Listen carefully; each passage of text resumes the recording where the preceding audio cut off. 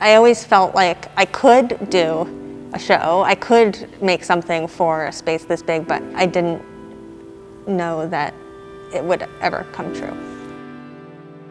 I worked for Tara Donovan.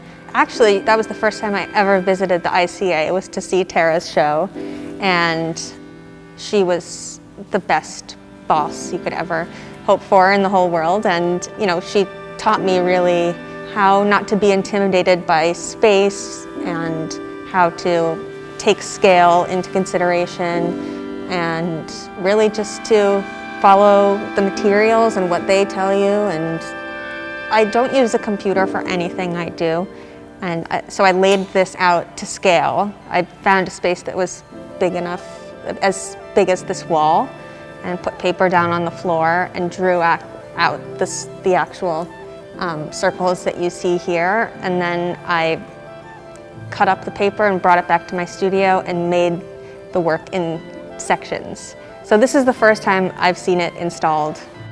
It's a site-specific piece for the ICA lobby, and the piece was really tailored to this space and to the location of the building, it being a really big room with tons of windows, and I wanted the piece to feel airy, and I wanted it to take up a lot of space but also kind of reflect the lightness of the space, and so it responds to the light in a way that works in this lobby. I kind of look at it as like painting with sculpture. From certain angles and from certain sections, it reads like an abstract painting.